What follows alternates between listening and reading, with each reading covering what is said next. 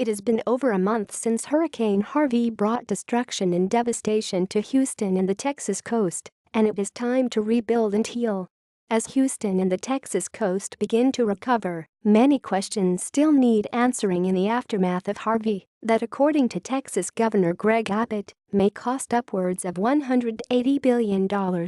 Some estimates suggest more than 200,000 homes were damaged by the storm, and that doesn't even include the countless businesses and commercial properties needing repair. The biggest question is, who is going to rebuild Texas? The answer is probably immigrants, many of whom will be undocumented. Texas was facing a labor shortage way before Hurricane Harvey struck. The anti-immigrant sentiment at the national and state levels have been driving immigrants and hard workers back into the shadows, while some just opted to leave Texas. According to the Associated General Contractors of America, a survey of its members, conducted before Hurricane Harvey, showed 58% struggled to fill carpentry jobs and 53% were having trouble finding electricians and bricklayers. The labor shortage is not limited to Houston. All over Texas, development projects are delayed, construction jobs go unfilled, and businesses are hurting. These delays, caused by labor shortages, carry a cost to businesses, developers, and ultimately our economy. This labor shortage is a drag on our economy, and businesses and families are feeling it. Texas prides itself as one of the best states to do business in. Texas's sense of limited government, limited taxes, predictable regulation, and workforce has made our state and economy the envy of the nation.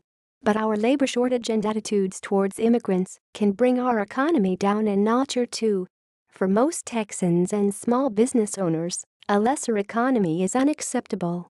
Our workforce, our people, are our greatest asset, and immigrants make up 21.2% of the total Texas labor force. Almost half of those immigrants are undocumented. Texas immigrants work in a wide range of jobs, most heavily concentrated in education, healthcare, construction, and social services. Immigrants also power the state economy as job creators, small business owners, innovators, and entrepreneurs. Immigrants make up 18.4% of Texas business owners with paid employees 13 and are self-employed at a higher rate, 9.4%, than the native-born population, 5.8%.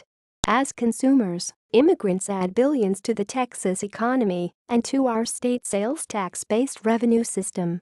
The direct purchasing power from these sources of income for immigrants in 2015 is estimated to be between $95.5 billion and $100 billion.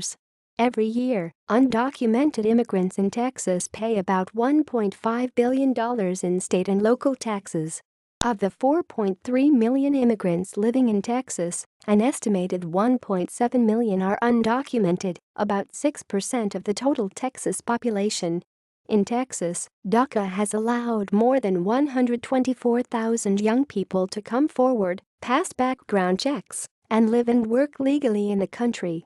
Ending DACA alone would cost Texas nearly $6.3 billion in annual GDP losses.